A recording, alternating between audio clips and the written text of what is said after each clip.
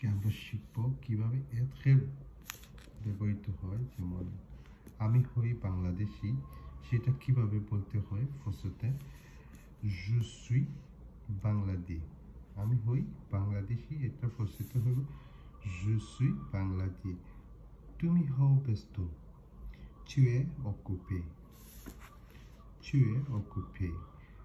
তুমি হও ব্যস্ত, সে হয় ক্লান্ত, il est fatigué, il est fatigué।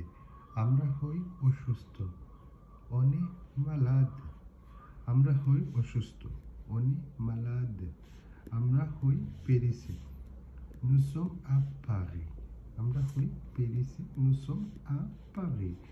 আপনি হন বাসায়, vous êtes à la maison, vous êtes à la maison। তারা হয় কাজে, ils sont au travail, ils sont au travail।